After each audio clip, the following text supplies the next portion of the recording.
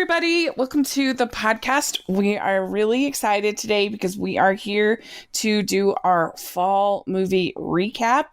This is what we do every quarter. We talk about the movies that we've seen at the theater, and we have been doing this for a couple of years here. And what we consider this the fall movie recap because it includes August, September, and October, 3 months. That's what most of these are. So it's really fun. And David, thanks so much for coming on. Yeah, thanks for having me as always. I definitely haven't seen as many movies this time. I'm trying to be a little more selective, but I'm looking forward to talking about them because there's some surprises here. Yeah, it really was a stronger 3 months than we anticipated in the preview. I remember us saying it's going to be a little rough. Right, exactly. Yeah, but I have quite a few top 10 movies so far, actually. Mm-hmm. Yeah, it ended up being pretty good. So let's dive in and just talk about it. So starting the 2nd of August, we have the movie Loose. Yeah, so tell us about that. Yeah, so I saw this movie. It is about this African-American kid who is adopted by a white couple. And he is a very smart student, a very good student. He has a great reputation, but there's something ominous going on with him and his African-American teacher, who she basically sees past his veneer. But it was actually a really good movie as far as trying to figure out whose side should I be on. I was actually very intrigued by it. It's not a super long movie. It's got some really strong actors in it. Really good reviews so far. But yeah, I think this was one worth checking out for sure. If you haven't seen it, Rachel, which I'm assuming you have. Yeah, I haven't. Yeah, you should definitely check it out. It's a good one, huh? Does that have Octavia Spencer? It does, yeah. Naomi Watts. So, two actresses I really like. So, yeah, it's definitely a pretty intriguing premise, and it's pretty tense for quite a while. So I actually rank this at 26 out of 102 films I've seen this year. Oh, good. Okay. All right. So then you also saw The Nightingale. Yes. The Nightingale is an Australian film. It's by the same director as The Babadook. So I was expecting this to be a little bit more horror than it was, but it's a period piece that actually is not a horror film, but it's pretty heavy in its premise. It is not for the faint of heart to watch. There's a lot of violence. There are triggering things as far as sexual assault and rape, but the acting is really strong in this film, and it definitely keeps you on your toes. So I would recommend this to people who can handle this kind of film. Mm-hmm. It's certainly not for everybody, but this one I put at 31 for the year. Yeah, I mean, I did like The Babadook, but that's why I didn't see it, is because I'd heard that it's pretty pretty violent. Yeah, it's not a Rachel movie. Yeah. Fair enough. Okay, then we have Fast and Furious Presents Hobbs and Shaw. And this movie was a lot of fun. It's totally ridiculous. It was probably actually, though, a little bit better than I anticipated because I hadn't been impressed with the trailers. But it is so over the top that it does kind of win you over, but it is definitely too long. It's probably, I wouldn't have included any of the Samoa stuff, which felt a little patronizing to me. And it just, I don't know. It was just too long. But it was fun. It was just so ridiculous. Every scene, I'm not even kidding, is ridiculous. And so it went far enough that it became entertaining, if that makes any sense. And so, yeah, let's see, where do I have it ranked? I have 131 movies on my list of 2019 releases that I've seen, and I have this ranked at 47. Okay, not too bad. Yeah, not too bad. I'd watch it again. I had a good time watching it. I mean, I don't know what Idris Elba though is doing with his career. Him and Judy Ejiofor. I'm like, these are these are Oscar caliber actors. What are they doing in these movies? Yeah, I don't know what they're doing in these films, but anyway. This one, since I haven't watched the Fast and Furious franchise besides the very first film, so I wasn't sure if it was necessary to see those before I watched this, but I liked this personally better than the last Fast and Furious movie, which I actually found kind of boring because a lot of it was people staring at screens, which is what I hate in action movies. And Charlize Theron was the worst. She was such a bad villain in that movie. It was just more nuts and fun and than that one. So that's just my opinion. But then we're moving to the 8th, and that is The Kitchen. And boy, did I not like this movie. I thought this movie, I mean, I admit it, I went to a screening. I knew nothing about it. If I knew more about it, then aside from the trailer, I probably wouldn't have seen it because it's definitely not for me. But I just thought the mixture of the attempts at comedy and the gruesome violence and the supposed female empowerment was just ranked completely flat for me. It was tonally just a mess. And I thought that most of it was them collecting money the whole time. Like, it wasn't exciting or interesting or, and then just like reciting platitudes about girl power, but none of it had been earned in the story. And I thought that especially Elizabeth Moss' character was so cringy, and all that attempt at humor when you're like cutting up bodies and like, what? I thought it was terrible, and I have it at 124. Oh wow, okay. Yeah. I remember when you posted on Facebook about not liking it, and I was like, oh, I'm so surprised. Like, I did a very sarcastic response because we could tell it was not going to be good. Yeah, it was so bad. What a misfire. And it's just like everything wrong with movies that try to be female girl power focused and in all the wrong ways. I don't know. Oh, it was. So you didn't like it either?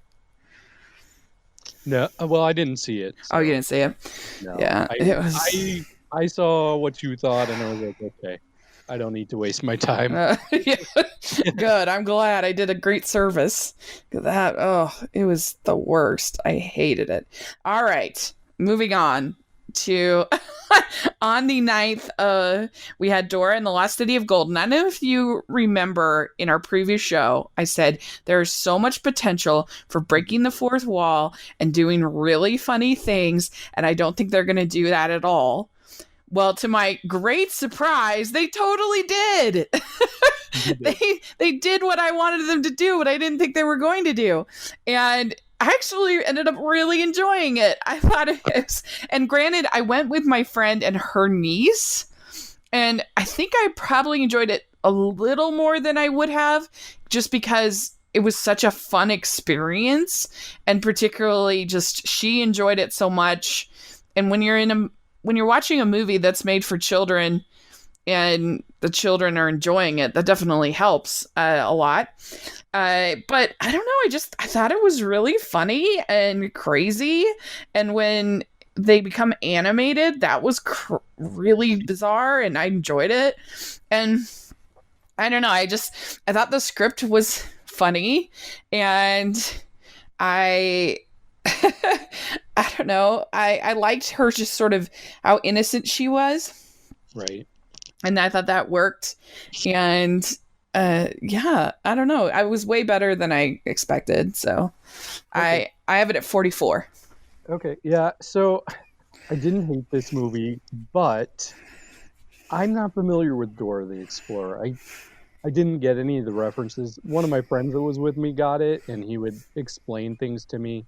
Yeah. Uh, but for me, it just like I'm not the target audience for it. So while I don't think it's bad, I think it's great for its audience. I didn't personally enjoy it very much. So I put it at 84. Okay, that's fair. That's all fair. I was just so pleased though that the very thing that I said that they have so much potential to do this, and then they actually did it. It was so exciting. But yeah. So anyway, the plot, yeah, it could have been a little bit better, but yeah. So okay, then we have Scary Stories to Tell in the Dark. This is on the 9th, and I saw this. Are you proud of me? Yes, I'm very proud of you. Yes, and I actually enjoyed it. I thought it's very gruesome, but in kind of a fun way, and I liked all of the little stories, and I thought that it had a cool aesthetic to it. But anyway, yeah, I liked it. I would definitely be curious for more stories. And I don't know, what did you think? Yeah, I really like this as well. What I liked is it was different stories, but they were still interwoven into one larger story. But yeah, I thought this was the kind of movie that I could actually see being like this generation's Hocus Pocus. I could see people going back every Halloween and watching this. Yeah. And it's tame enough that like it's good for a whole family. Like you said, it was very gruesome, and I had to like look sideways at the computer like, oh, I didn't think it was that deep. I see like the pimple one was pretty, like, it was pretty, I guess I'm just used to seeing like very gruesome movies. So to me it was a little tame. That's fair, but like just in the sense of I thought each of them were kind of I don't know, just kind of stuff to make you kind of squirm in a fun way. To me, it definitely got intense. Like there's a part where somebody becomes like a scarecrow. Yeah. This is pretty intense for like children that may be watching this. Yeah, I mean, it's PG-13 and it earns it. It's a strong, I would say strong PG-13. Yeah, I mean, you certainly could have pushed the boundaries more and made it an R, but yeah. Smart decision not to do that. But yeah, I think that this may be like a good go-to for people throughout the years. So I put this at number 19 for the year. Very good. Yeah, I have it at 48. I don't know if it's that. So, okay. Then we have The Peanut Butter Falcon. And this movie is, I did get to interview the directors and writers team. They're amazing. And it was a great opportunity to interview them. And I just love this movie. It is such a sweet, lovely movie. With a lovely message and lovely performances, and I this is a movie that I would recommend to anybody. Like I can't imagine anybody disliking it. It's so sweet and pleasant and lovely. Yeah, I mean all of that is fair. I think for me when I saw the trailer for this, I really got really high expectations. As we always discuss, that's not necessarily a good thing to like set my expectations so high. So I was a little disappointed when I watched it. I still enjoyed it. I think technically there's not much wrong with it, but it didn't really grab me the way I was hoping it would. But there is chemistry between the two leads, like you said, and I like that it wasn't demeaning in any way towards people with Down syndrome. But I still put this at number 33, which isn't bad. So. Yeah, I guess I can see that. Maybe it had been overhyped, whereas like for me, it was just this surprise gem that I didn't see coming because I saw it at a screening, and so there was before, and I had never even heard of it, and so I don't know. It was just, and it's so cool. The backstory of these two guys just wanted to make. They were friends with Zach and they wanted him to be in a movie. And so they're like, well, we better make one for him. That's so cool. Wow, I didn't know that. That is pretty cool. Yeah. If you listen to the interview, they talked about, they were friends with Zach, and there were no parts for someone with Down syndrome, so they're like, well, we're just gonna have to write a movie for you, and they did it. They hadn't been to film school, or it's pretty cool, and it's made over $20 million for an indie like that is great. So it's really one of the. I would love if they were kind of the. I don't think it will happen, but I would love if they were kind of the Matt Damon, Ben Affleck of 2019 at the Academy Awards, like that. That would be amazing. But anyway, very cool. All right. So we have also on the 9th, we have The Art of Racing in the Rain. And I have to admit, when I saw Ford v Ferrari this week, I was just like, wow, Art of Racing in the Rain was not good. I definitely, maybe because they're both kind of slightly sentimental movies about, race car drivers. And this is not as good at all as that. But it still, I thought, was sweet enough and had a nice enough message. And it's really more of a dog movie than a racing movie, so maybe I shouldn't make that comparison. And it was certainly the best of the dog movies of 2019. Okay. That's not a very high bar. No, it's not.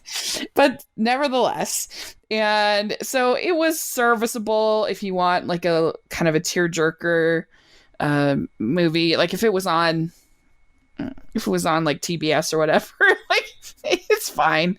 I liked it well enough. So I have it at 53 right now. I probably would put it a little lower now that I think about it, but that's where it is currently on the list. So anyway, then on the 14th, we have Blinded by the Light.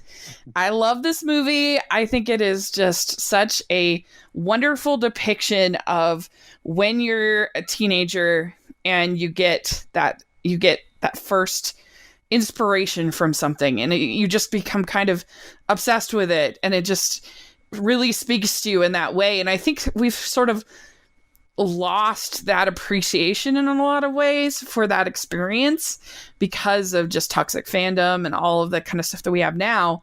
But I mean, I remember when I was in high school and I first heard Les Miserables. Sounds weird, but it just really spoke to me, and I was obsessed. I knew every single line to every song of that show, and I just loved it so much. And I'd watch the 10th anniversary concert over and over and over and over again.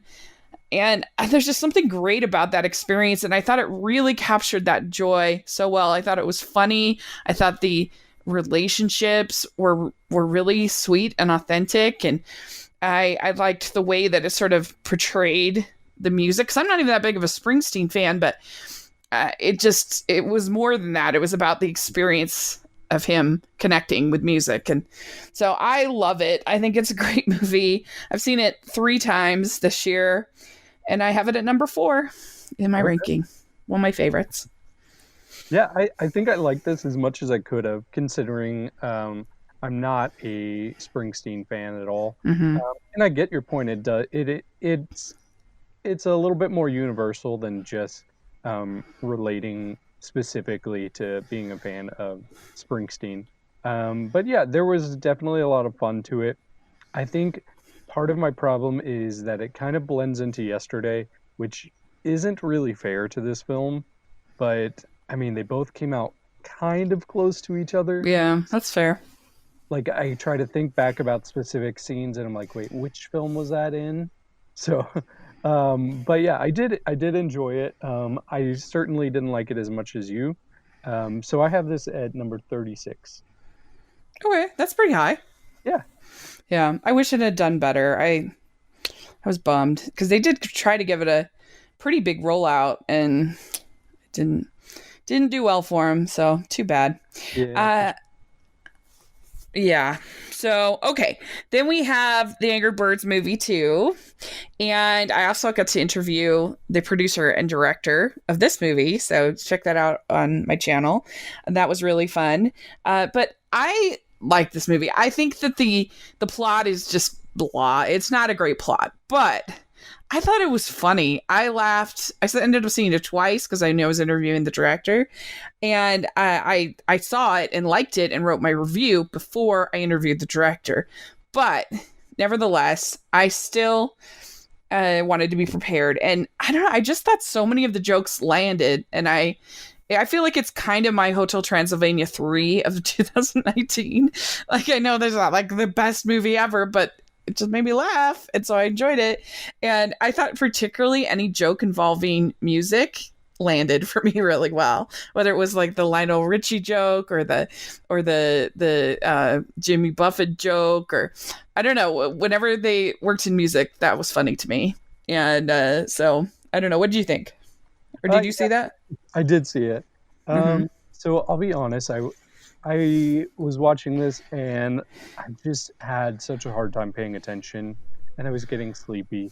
So honestly, I was pretty bored throughout most of it. But this is so weird because I can't think of a movie that's been like this where it was flatlining so much, but there was just one scene that really got me, and I was like literally falling out of my chair laughing. It's a scene in a bathroom. That's all I'll say. But I don't know why, but that scene was like the funniest thing I'd seen in my life.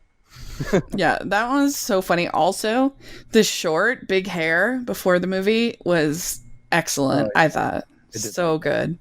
So I hope that wins Best Animated Short of the year because it was so good. So yeah, it's certainly no classic, but right. I enjoyed it. I'll say that one scene that like really cracked me up was enough for me to put it at 77. So there you go. So I have it at, where are you, Angry Birds? I have it at 43. Okay. Right now. So, okay, then 47 meters down, Uncaged, and I am one of the defenders of the original 47 meters down. I thought it was really fun, and this was very disappointing for me. I mean, I knew it's not really disappointing because I knew it looked terrible in the trailers and everything, but I was still holding out that it could be kind of schlocky fun that I enjoy, and because the original didn't get good reviews either, and so I thought maybe. It was so disappointing to me. I just felt like the weird zombie sharks, they weren't scary, and like the kills were so cheesy, and I don't know, it wasn't 47 meters down. You didn't have that sense because the ticking clock of the original one to me was really tense and fun, and I don't know. I just liked that original one so much better. I have 47 meters down, Uncaged at 123.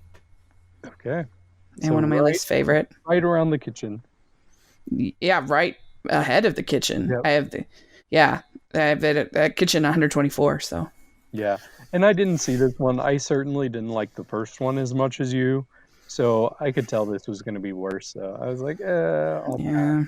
It was bad, and it's like, John Corbett, don't take every role offered you. Like, come on, have some dignity.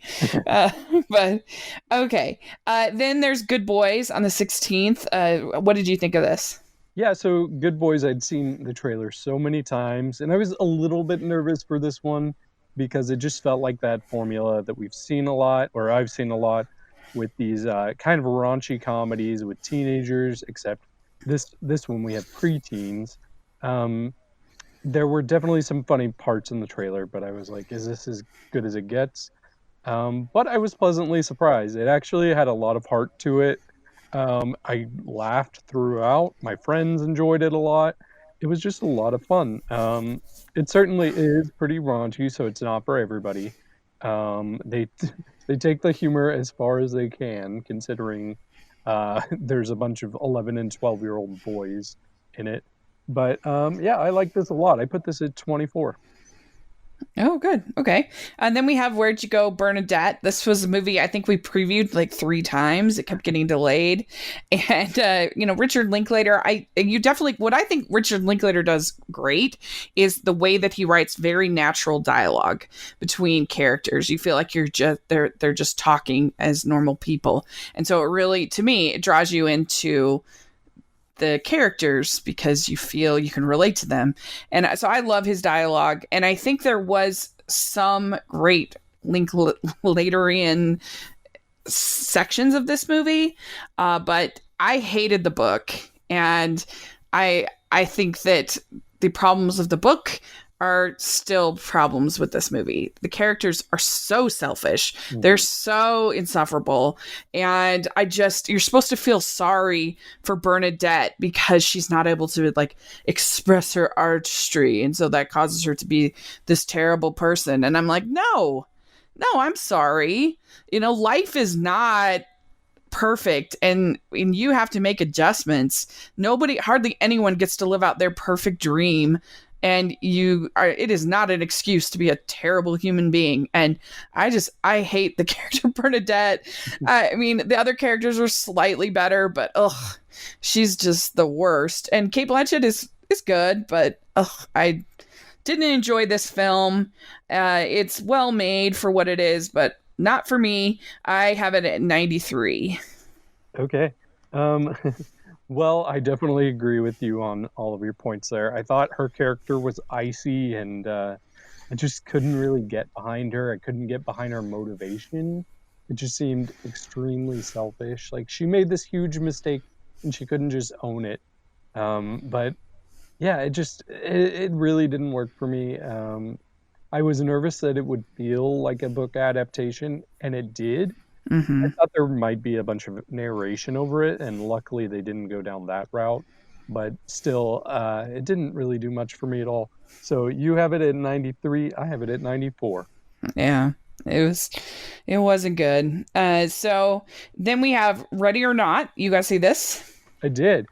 Yeah, and I actually think this is something that you would like as well. But yeah, this is kind of a fun horror film. It's a little gory, but not too bad. And when it is really gory, it's so over the top that it doesn't really like feel real, But yeah, it's a fun little premise, and it does keep you wondering. I was worried that they showed too many of the kills in the trailer, but really they didn't give away too much, so that was nice at least. But yeah, I thought it was a lot of fun, and it's something I could definitely rewatch. So I put this at number 35. Yeah, it came out right around D23. Oh, yeah. So that's why I ended up missing it.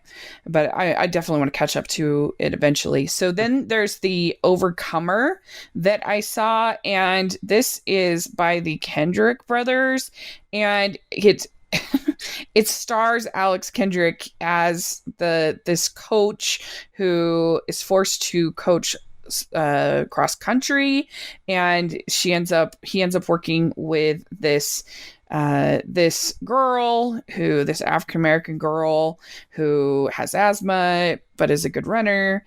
Anyway, like on the surface, like this seemed like, oh, this should be pretty good.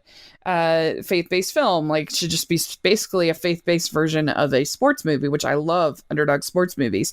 So I thought, oh, this will be pretty good. Unfortunately, it was terrible.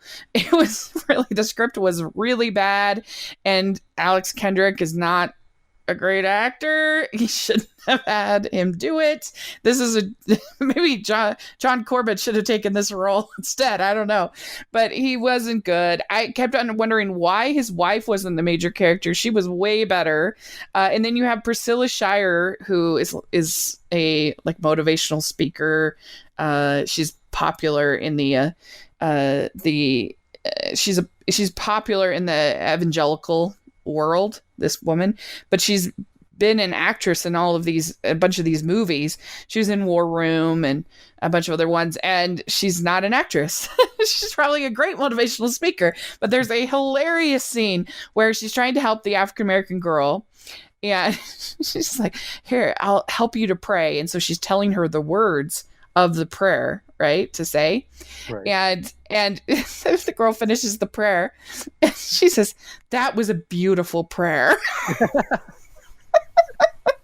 I'm looking at my friend, and I'm like, did she just compliment her own prayer? Like, what? That's really funny. It was really funny. Yeah, it's really bad. So, and I'm not anti these faith-based films, but they have to be done well. So I have it at 120. Okay.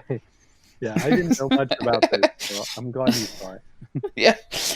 So then Angel Has Fallen, and I had never seen any of the Fallen movies before I went to the screening of this, and actually enjoyed it. It's pretty simple. I love the show 24, and this totally felt like a serviceable episode of 24.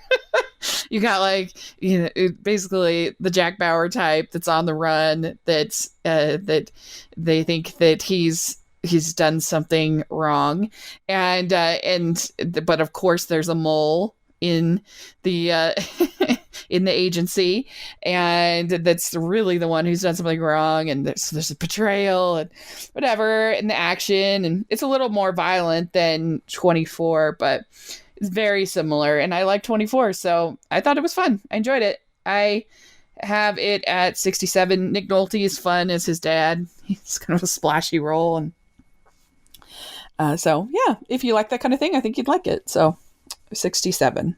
Okay. Yeah, I saw the first one. I didn't see the others, so. Mm-hmm. So then Falling in Love, and this was so exciting because this was basically a Hallmark movie, but made for Netflix. So I was like, yay. And so I was very excited to be able to put up my my review on Rotten Tomatoes. I'm like, it's at like 70%. This is the best day of my life. And this was so cute. I really enjoyed it. It's super corny and cheesy, but that's part of the fun of it. That's part of these kind of movies. And I thought that the guy was very hunky. Adam Demos. He was very good. There were a few little things about it that were not Hallmark, like like she wears a bikini at one scene, just a few little things that you wouldn't see in Hallmark, but it was totally cute. And Christina Milan was really fun in it, and so yeah, I enjoyed it. I thought it was a nice little bit of escapism. So I like these kind of movies, so I like it. I have it at 65. Okay. Yeah. Okay, let's see, where are we? Okay, then It Chapter 2. I'm curious to hear your thoughts, because I didn't see the first It, I didn't see this, but I was fascinated to watch all the different opinions come in. Yeah, this is such an interesting one to talk about. I'll start off by saying I did not like it as much as I liked the first one, but not by much. I think they're actually pretty close. And considering what I expected, I mean, if you're familiar with the book, if you've seen the miniseries, the part with the kids is always better than the part with the adults. So the fact that it was still close, even though this was almost completely about them as adults, that really says a lot. I think they did a lot with what they had to work with, and they had a lot of really interesting and intense scenes. And also, I have to say that I have never seen a movie that has young and older actors playing the same character where they look so much alike and their mannerisms are so similar. Like, they did a perfect job with this film as far as casting goes. But yeah, I mean, there were some things that they added to it that I didn't expect that really got me. So I really liked it, and I have it. This is gonna sound weird, but I have it at number 1 for the year. Yeah, and it sounds weird to me because I don't think of it as being a best of the year movie, but I really don't have other options. Like if I go through my top 5 or 6, I can make an argument for all of them being number one, but none of them feel like the best movie of the year or my favorite movie of the year. So Mm-hmm. it's at number one. It may move, but yeah, I really liked it. Cool. Good.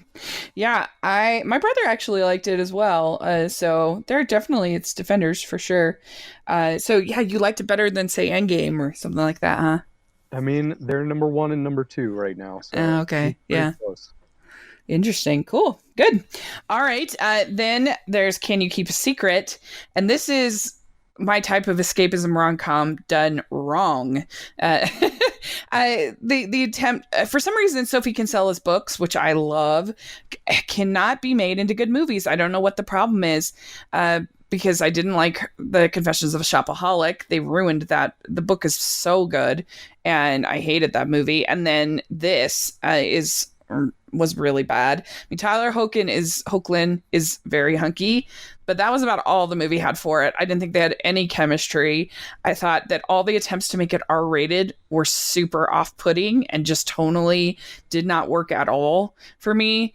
And yeah, it was not good. And the big reveal, even in the book, is pretty stupid. The big secret, but it's still stupid. They didn't improve upon it. I have it at 119. It's one of my least favorites. It did not work. Okay. Then Out of Liberty is on the 13th, and this is a faith-based director. He makes Mormon LDS films, if you want to say it, and but I think he does it in the right way. I really loved his last film called Freetown, which was one of my favorite movies that year. His name is Garrett Beatty, and he really focuses on characters and their journey, and he gets good actors to play the roles. And this one, it had the feel of a Western, of a sort of, you have this. It's all about this experience that the prophet Joseph Smith had when he was jailed in Missouri, and in this terrible, horrible jail. But it's actually not about him. It's about the jailer, and what he had to deal with as far as the townspeople that wanted to just have this mob and wanted to just kill them, and trying to keep keeping Joseph and the other prisoners safe.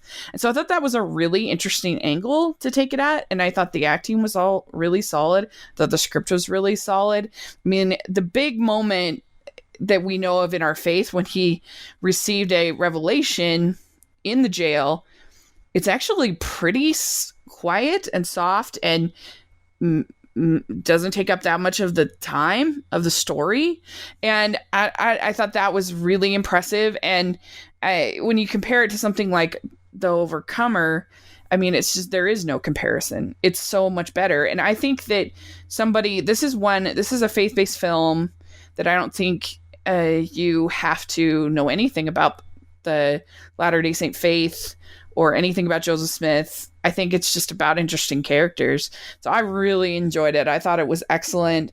And I think that he is a director that is making faith-based films right.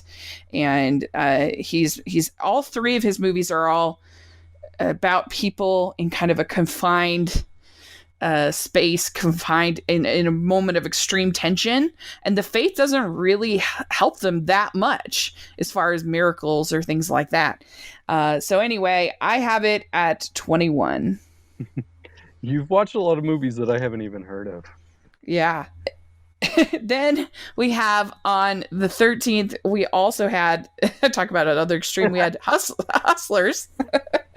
And so I do think that this movie has been way overhyped. Like, I liked it. It was a good movie, but people that are saying it's better than, I don't know. I've never even seen Goodfellas, but I find it hard to believe that this movie is better than Goodfellas. I mean, I've just heard this hyperbole that it's one of the best movies of the year, that everybody should get Oscars and whatever. And it was my problem with the movie, I liked the performances. I thought they were really good, and I liked individual scenes. Like I thought the Christmas scene was very good. There were other scenes that I enjoyed. I thought that it was very repetitive as a movie.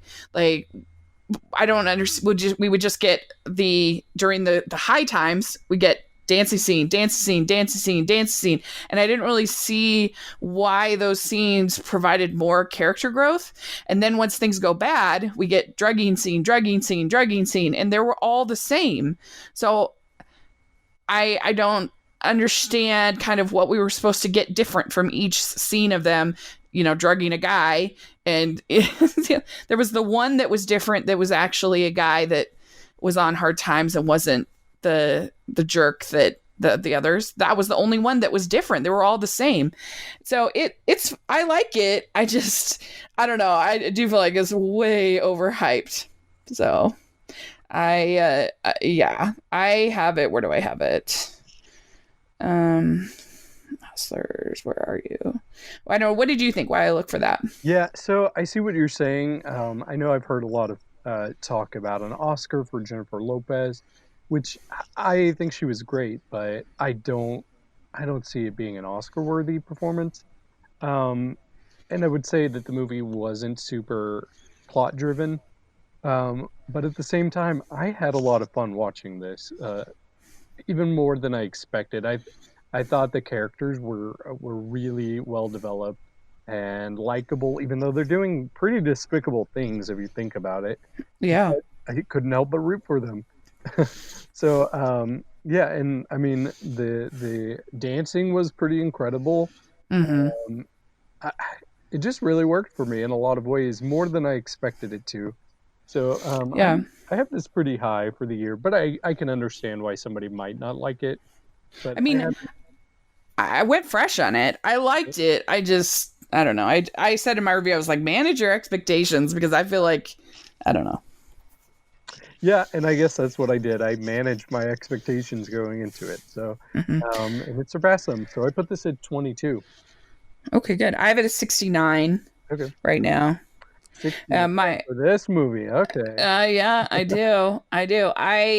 My cutoff for fresh right now is 87. That's the lowest one that I went fresh on. Okay. So it's a movie called The Last Color, which is a Hindi film that barely got the fresh for me. But then Velvet Buzzsaw was my one for a long time. That was my cutoff. I went fresh on. So anyway, okay. So then Ad Astra. So this movie, I think that it was. This is another one that I went barely fresh on. I think that it is beautiful. I enjoyed the experience of watching it. I kept thinking it was going to get better, though. Mm-hmm. I kept thinking, oh, they're kind of putting out this. They kind of would put out the carrot for me of like, ooh, this is going to be good. And then in the end, when I left, I was kind of like, oh, but I liked it just enough to give it a recommendation. It was so pretty. And I thought that there were enough that was surprising as far as like really weird random stuff, and of like there's pirates on the moon and, just weird stuff. So it was just enough for me to like and recommend, but I thought it was pretty slow, pretty boring, and I didn't think that it had anything to say. Like good sci-fi should have something to say about, but I don't know. Like it just seemed like a whole bunch of random scenes, and I don't even know what most of it was supposed to mean. This whole thing, obviously, with his dad, and there was obviously something with his mental health, because they kept having to do these psychological examinations, but I don't know. Couldn't tell you what it was what the metaphor was. I have no idea. So I don't know. What did you get to see this? I did. Yeah, and I saw this in IMAX. And oh, so pretty.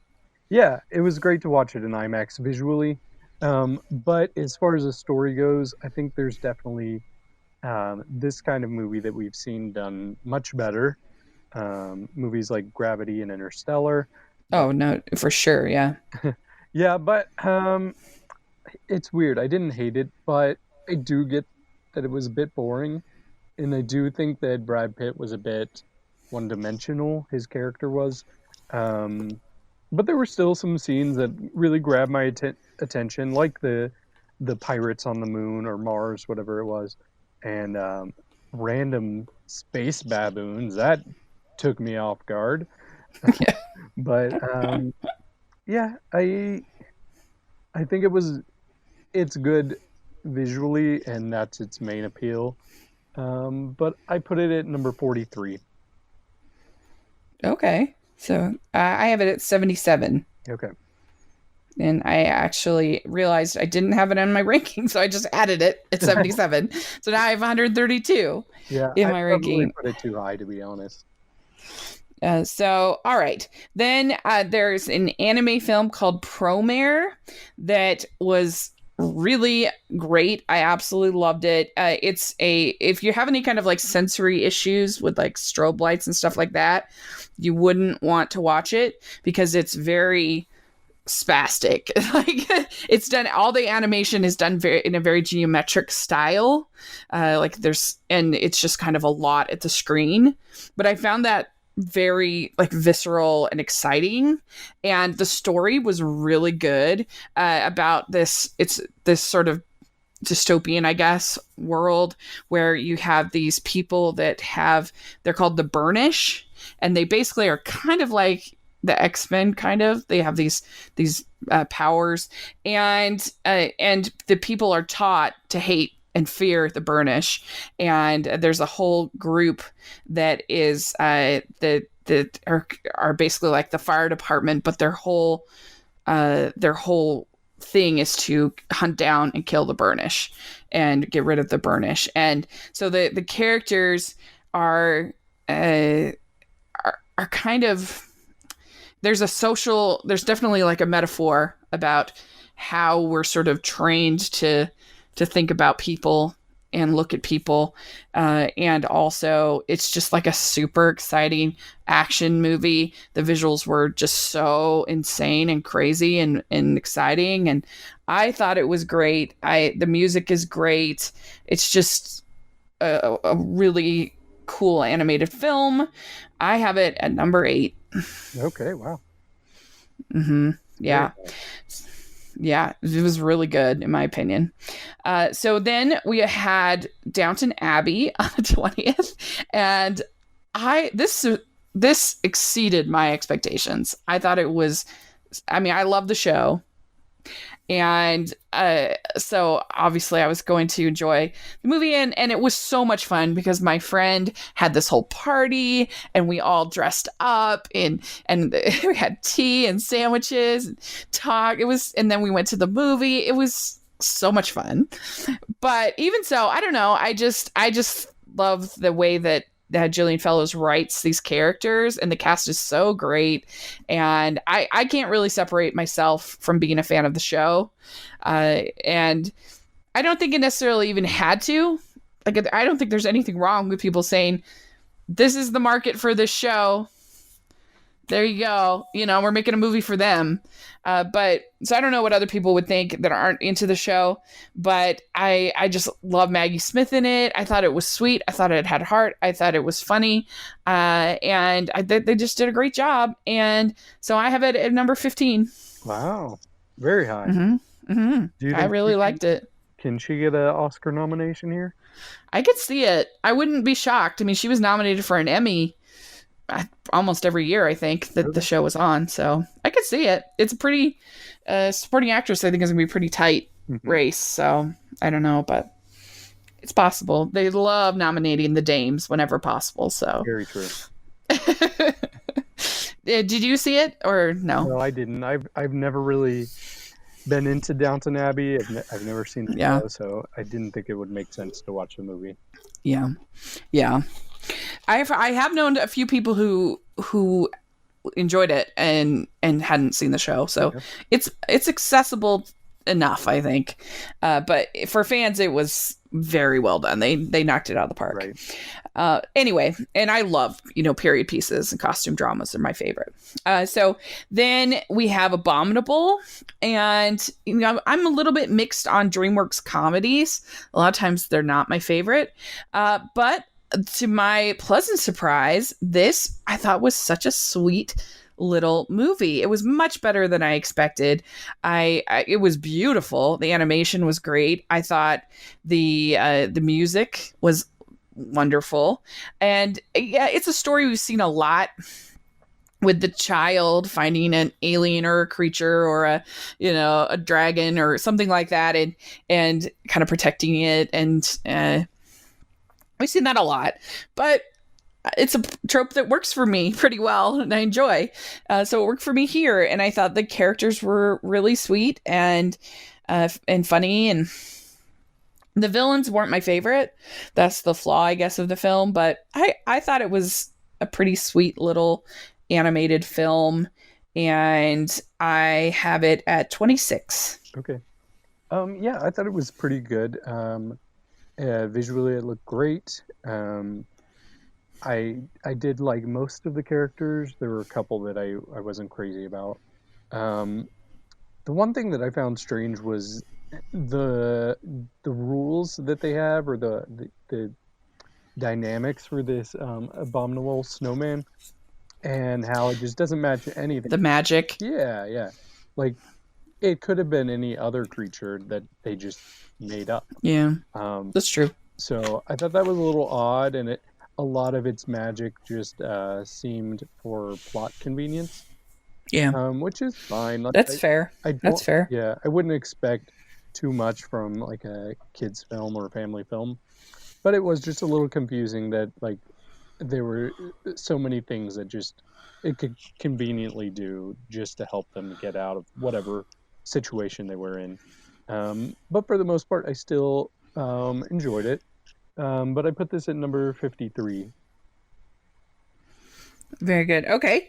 Then there was Judy. And if I was going to pick a overrated film of the year, this would definitely be the one I'd pick. I think that it is such a mediocre film, such a mediocre script.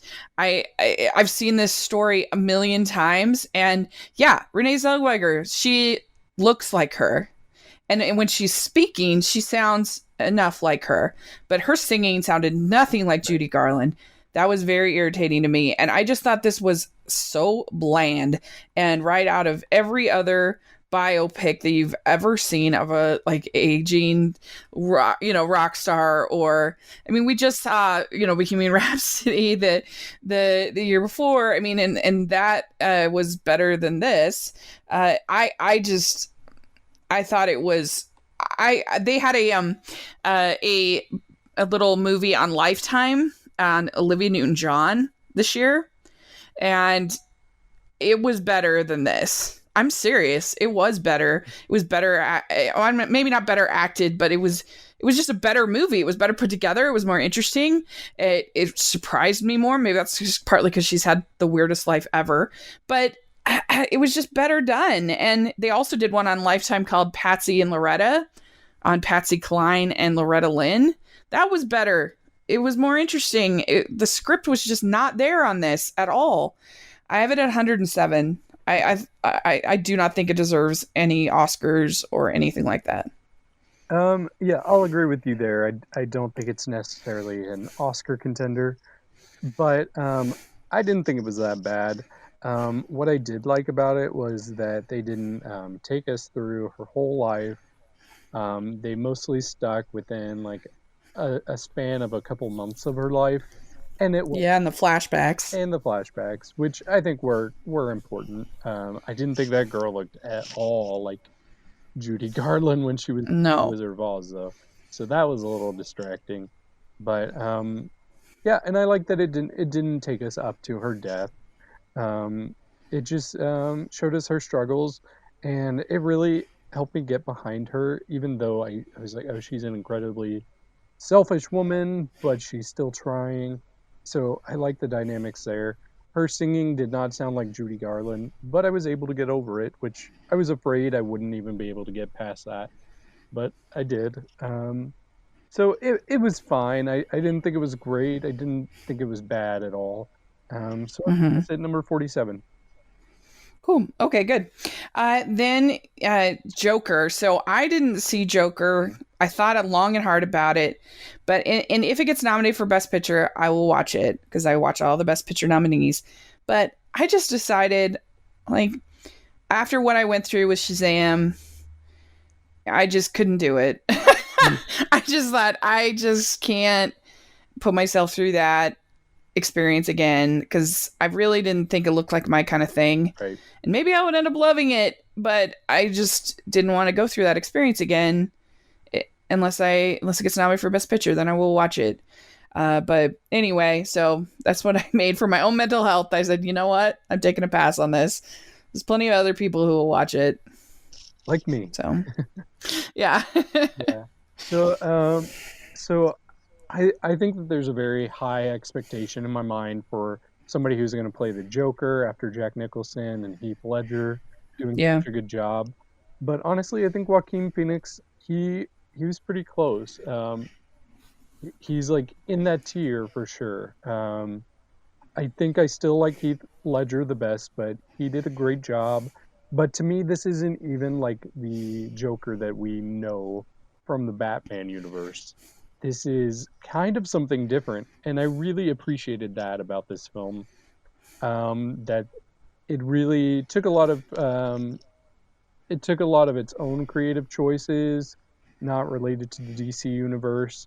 And I know there was so much controversy about, oh, are we putting this guy on a pedestal? Is he supposed to be a hero or not? And people were disavowing that. No, he's a bad guy. We're not supposed to be rooting for him. I'm sorry, but if you watch this movie, you are rooting for him. You're rooting for him to get his revenge. That does not Yeah. mean that if in real life this was happening, that you would root for the person. But as far as this fictional film goes, you want to see him get revenge to these people who are terrible to him. And it's rewarding when he does. So I just wish people could realize that what you expect from movies and who you root for in movies does not equate the same for real life. I don't. Yeah, I mean, the one exception I would say is something like that Exceedingly Wicked. I mean, because that is a real person, True. and they structured it so that you're rooting for him when he escapes from the courthouse. It's like this. They practically have this Benny Hill music of like do do do do do, and you're like, wait a minute, this is a horrible murderer. I should not be feeling this way, and so that was also kind of some of my worry that it would end up, I don't know, it just felt really cynical to me of what's the value in portraying this experience of this person becoming this horrible thing? Like what does that have to teach me? Yeah. And I think that's one thing that I feel pretty strongly about, that I don't need my movies to have teachable moments. I want them to be entertaining. I don't necessarily need a lesson from them. And I get that a lot of people want those lessons. I think that really limits Hollywood and the stories they can tell, which is a shame, personally. But don't you feel like a movie like this is asking for that deeper thought, deeper meaning, as opposed to, I haven't seen it, so what do I know? But as opposed to something like Hobbes and Shaw, I'm not going in to have a great lesson about, you know, life, except for maybe the family is great. That's all we get from Fast and Furious. But I feel like a movie like this is just, even the styling of it is asking you to ponder about society and life and how we kind of beat people down to get to this spot or whatever. And, you know, are we socially responsible for that? I don't know. Do you disagree with that? I can see that. I think while that's something that it may ask, I don't think it necessarily should ask for that. I don't think that people should be going to movies to get their life lessons. So interesting. But I can see that. Interesting. But yeah, I personally really enjoyed it, and the last 10 minutes of this movie really stuck with me. Um, Mm-hmm. and you probably will hate the last 10 minutes.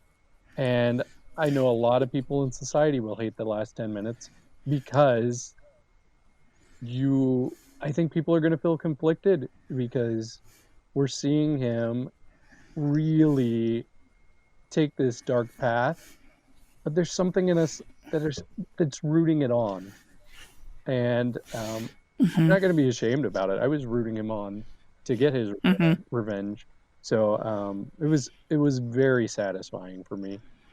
Hmm. But Cool. in real life, that would not be great, and I would not condone that in real life. But not everybody, I guess, can separate fiction and reality, and I definitely can. So Mm-hmm. I put this at number 4. This is Mm-hmm. something that if I revisit, it could easily take that number 1 spot for the year. Cool. Good. All right. So then I saw Lucy in the Sky, and this is a frustrating movie because it had a lot of potential. It was loosely based on this astronaut who everybody knew because they found her taking this long distance trip in an adult diaper to try to find this love that she get revenge on this love of hers. But unfortunately, the director got kind of lost in a ton of gimmicks. The aspect ratio kept changing to like supposedly show the difference between like her psyche and what was sort of her space thought and her like real life and her fantasy. It was stupid, and I think that Natalie Portman is better than this movie deserves. She's a good actress in it, but it just was. You could tell it was written by 4 men because the responsibility of the affair and everything is all placed on her shoulders. She's just a crazy person, and so John Hamm's totally given a pass for his behavior, and like it's almost you're supposed to be kind of sympathetic to him, like oh boy, he shouldn't have got involved with that crazy woman, which is ridiculous. And so yeah, I mean Dan Stevens is in it and he's kind of wasted as her husband. You don't really get to know him or feel for him, and it's not good. I have it at 108. Okay. Yeah, it could have been really cool, Yeah. which is a shame. I didn't think it looked great, and honestly, I thought it made her seem like really, really weak, and it almost just based on the trailer. I haven't seen it, so I can't really attest Yeah. that it's like, oh, women can't handle the stress of going to space. Yeah, no, it absolutely did. It did do that for sure. Okay, then Gemini Man, you saw that. I did. So first of all, Gemini Man does some incredible visual effects as far as de-aging Will Smith. It's definitely the best de-aging I've seen for the most part. There is a scene that's like during the daytime where it's like, oh, okay, this is not a real human. Is it? I think the best I've seen of that is Captain Marvel. Okay, It was really good with was Samuel L. Jackson. Okay, yeah, I had forgotten about that. But this is very close too, and the fact that they're having these fight scenes with older Will Smith and younger Will Smith, and you can't clock it too bad. I mean, like there are certain parts where it's like, okay, that doesn't look super realistic, but for the most part, visually, I think this is a very strong film. As far as the plot goes, it kind of drags and isn't super captivating. I thought the premise was a lot stronger than the execution as far as the plot goes. So it didn't really do a lot for me, but I didn't hate it. I think the reviews are a little harsh for it, but I still put this at number 67. Okay, good. All right. So you saw Jexy, huh? I did. Speaking of reviews, I saw that this had pretty terrible reviews, but I thought it looked pretty funny from the trailer. It's definitely probably one of the comedies I've laughed at the least in the movie theater. The jokes just really didn't land for me, and I was pretty disappointed. I thought it was another one with a good premise, but poor execution. I don't know. It just, yeah, it didn't land, and it was extremely disappointing. I just found myself ready to be going home halfway Yeah. through the movie, and that feeling never left. So I put this at 96. So Hmm. it's Yeah. it's the worst ranked movie that I have from these 3 months. Mm.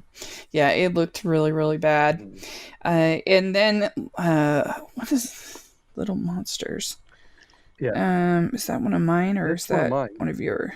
Yeah. Okay, next was Little Monsters. Yes. Little Monsters was a film on Hulu, um, and it was about zombies that take over. Oh, is this the Peta Yeah, Nyong'o? that's it. Yeah, I wanted to see it at Sundance, but I didn't Hmm. get to see it. Yeah, but yeah, it was definitely a very interesting one. I know that they had hyped it as being one of the funniest zombie films, and it actually was. Like, um, I'm betting a lot of people listening may not be familiar with this, so I would say go look up the trailer for it, and I think you might be sold right away. But yeah, Hmm. it was very funny, very entertaining, and yeah, I'd recommend it. Cool. So Good. I put this at number 20. So you say it's more of a comedy than a horror. Oh, it's definitely more of a comedy. Okay. Cool. Good. All right.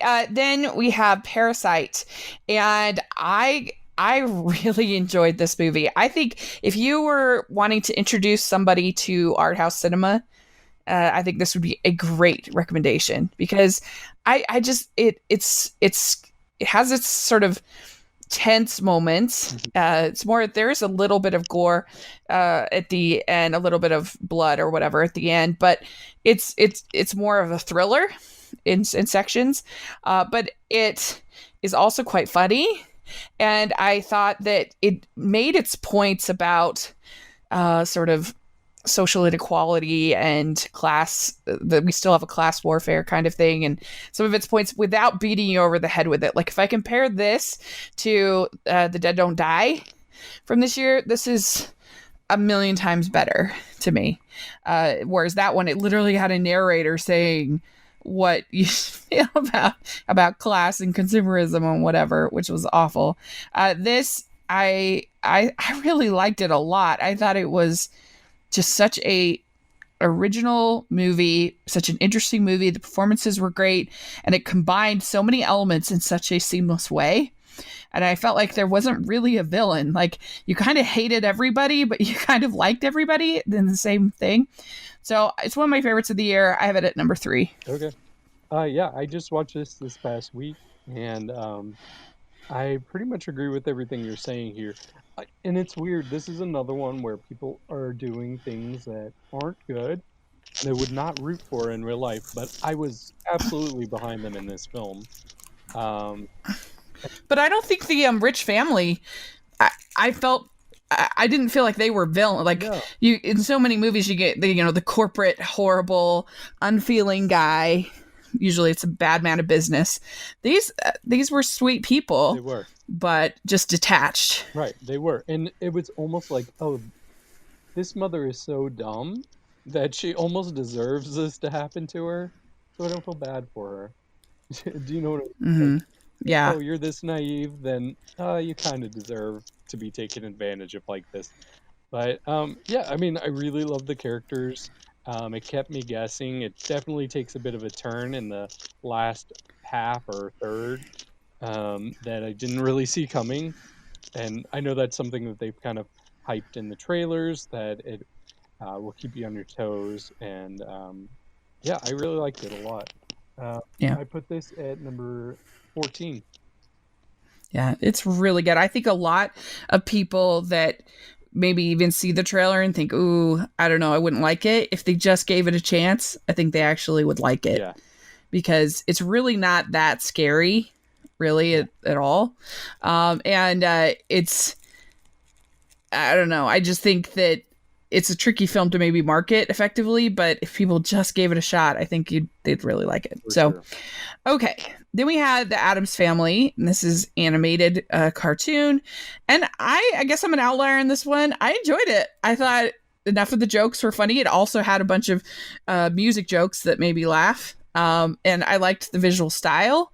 It's not the fanciest animation out there, but I don't know if other people seem to have really hated it. I thought it was cute. I liked it. I have it at 34. Okay. Yeah, it was better than I expected it to be, but I had pretty low expectations. I think they were really trying to keep that same tone from the 90s movies. A Yeah. lot of the dialogue was very similar to how it was in the 90s movies.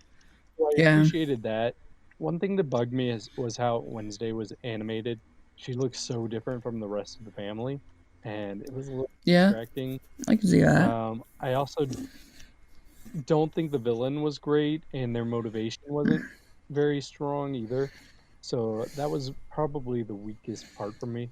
One thing that the villain's daughter, did she not look just like Joey King? I never thought about it, but I can see that. That's funny. Joey King, an animated Joey King. If anybody hasn't seen it, pay attention to that when you watch it. But, that's funny. But yeah, for the most part, I thought it was fine. I put it number 55. Yeah. Yeah. Okay. Then Jojo Rabbit. And so this is our satire-ish kind of movie by Taika Waititi about a little boy in Nazi Germany at the very end of the Nazis, and that has his imaginary friend that is Hitler.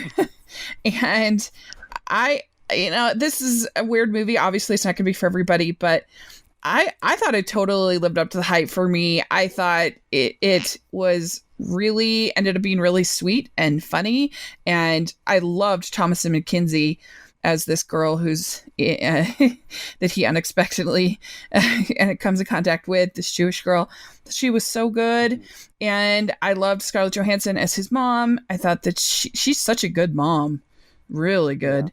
Yeah. And, I even liked Sam Rockwell in his role.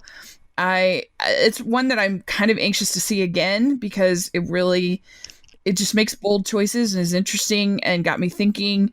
And I don't know, I really liked it. At number 10. Okay. Yeah, I actually just saw this last night. I told Rachel we can't do the podcast until I can watch Jojo Rabbit. I watched it last night. Now we're doing the podcast.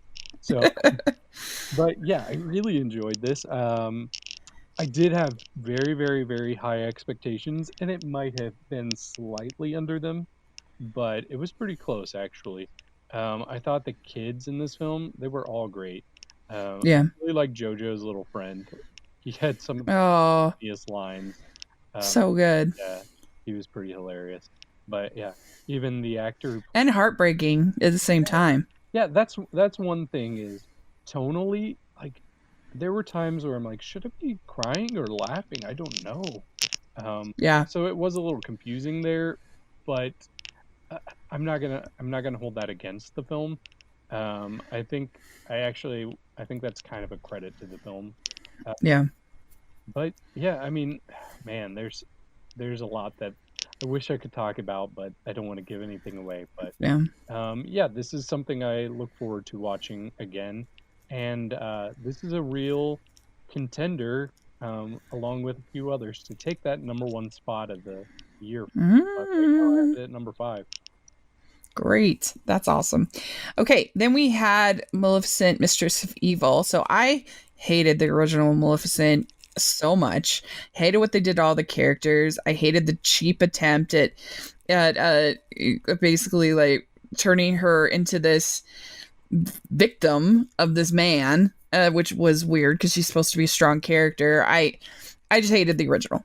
This one, I liked it better than the original, but it is insane. This movie is crazy weird, and I was actually quite digging it when it was just that weird guess who's coming to dinner section at the beginning.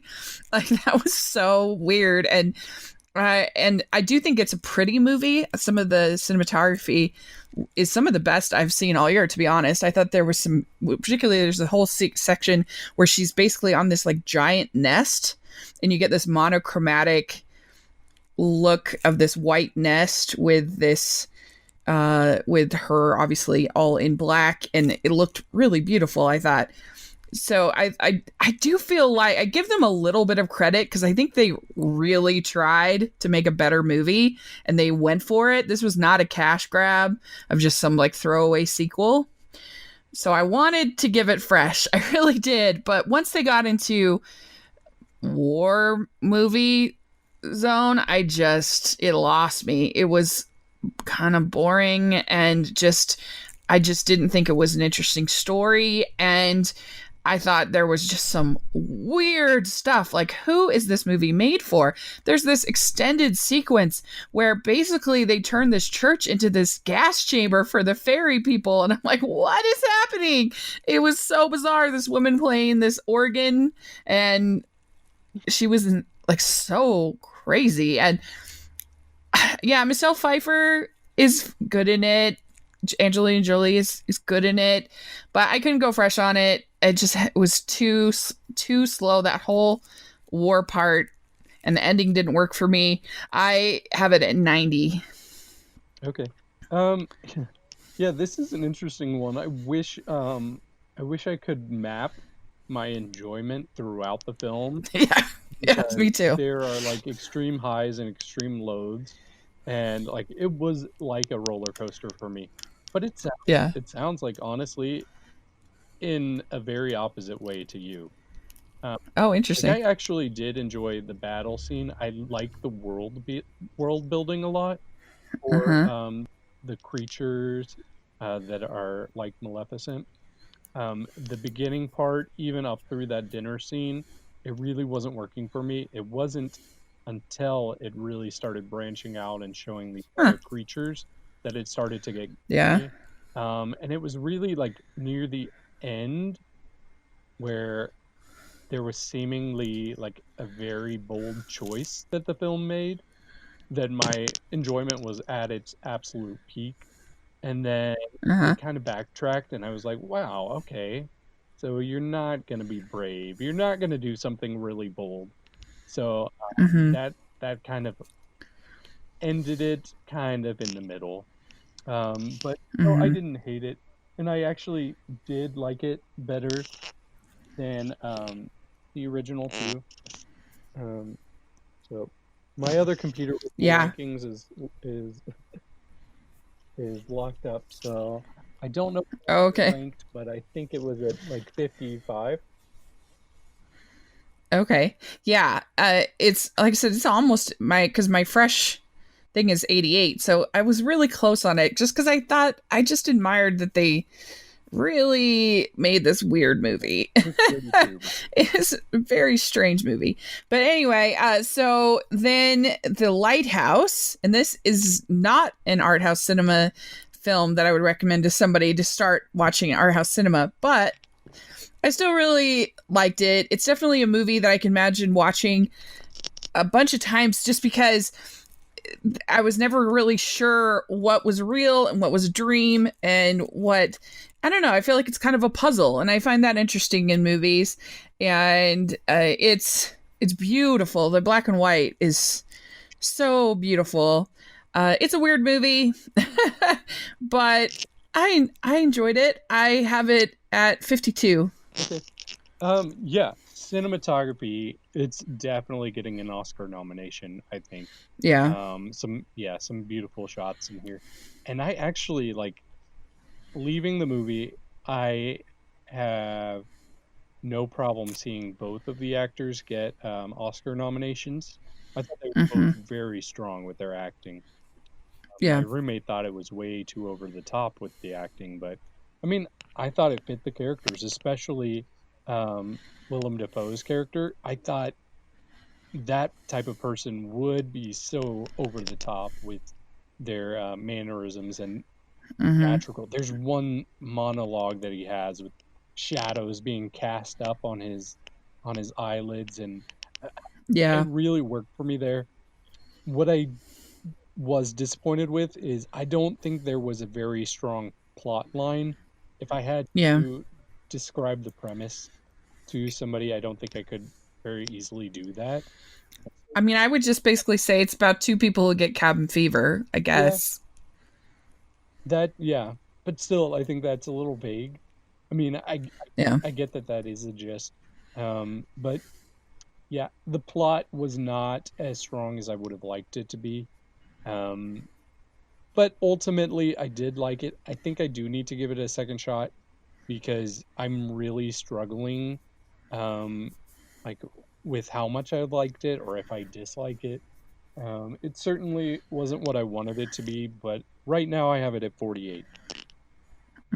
Okay. Yeah.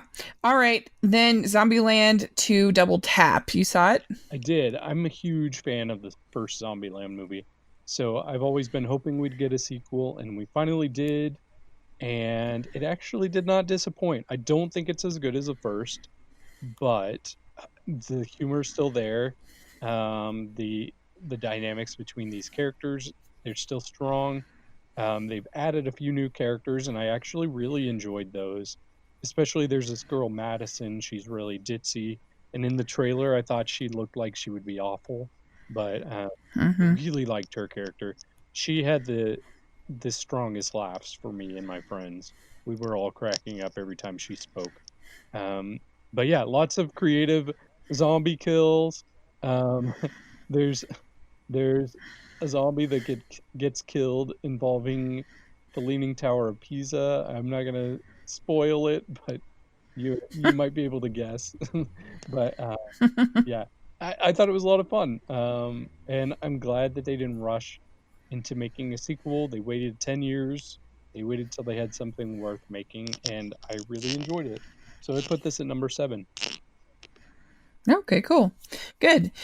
So then I saw a movie called One Piece Stampede, and this is a movie based on an anime series, and it was actually pretty cool. It's kind of similar to like a Fury Road kind of in a way. It's this there's basically this prize and all of these pirates with various qualities, and some of them are sort of magical, some of them whatever.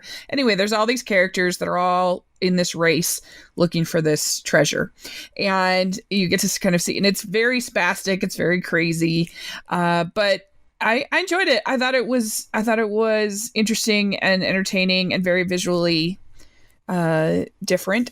Some of the animation choices in getting like extreme close-ups of the characters, like on their eye or on their mouth or something like that, that wasn't my favorite. I don't really even like that in live action. Is not my favorite choice.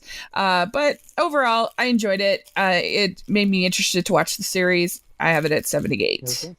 Okay. And then you saw Countdown. Yeah, Countdown is this film about people who download an app that tells them when they're going to die, and they Mm-hmm. die at that time. But yeah, this was pretty ridiculous. I was hoping for like a new type of Final Destination type movie, but Yeah. really, it really just lacked the creativity, the fun. The death scenes were stupid. The characters weren't developed. I really was disappointed with this. And I put this at number 90. Yeah. Yeah. I didn't hear good Yeah, things. don't see. It's too bad. It could have been like a ring, It could have, yeah, it a could have been new ring. fun. So, but no. Yeah. Okay. Last one is a documentary called Making Waves, The Art of Cinematic Sound. And this is a really cool documentary that I got to review for Rotoscopers. And it's all about the history of like sound editing and sound design in movies. And they got, everybody to be in this documentary. I mean, Steven Spielberg, George Lucas, David Lynch, just anybody that you could think of that has been a big movie person is in this movie. Got interviewed, and the director. I actually got to interview the director. She's named Midge Costin, and she was a sound editor for a bunch of, particularly for a bunch of Michael Bay movies from the '90s, and they have their flaw. Of course, they have their big flaws, but the sound editing is not one of them in those movies. Anyway, and so she's really cool, and she's a teacher at professor now at USC Film School, which is one of the best film schools. And so it was really cool to get to talk to her. And it's just they do a really good job of just making it entertaining, and especially if you're into movies, watch as many as we do. I highly recommend it. They also go into the different fields of sound editing, like they talk about doing ADR and being a Foley man and or woman, and it was really cool. You should definitely watch it. I'm sure it'll come to Netflix or someplace like that eventually. And so I have it at 24. Okay. Yeah, that sounds pretty interesting. Mm-hmm. It really was very, very interesting and done in an entertaining way. Because I mean, she teaches all of these lectures at USC, and so she kind of knows how to engage people and not doesn't feel like a textbook. So definitely, I recommend checking it out. So there you go, we did it. If you want to follow you on social media, how can they do that? Yeah, you can find me on Twitter. I am the David Healy on Twitter. And you can also find both of us on Facebook. We're in a group called Film Freaks. It's facebook.com/Film Freaks group. Yeah. So did you have so my worst of all the ones we talked about was The Kitchen. Okay. And my best of all the ones we talked to was Parasite.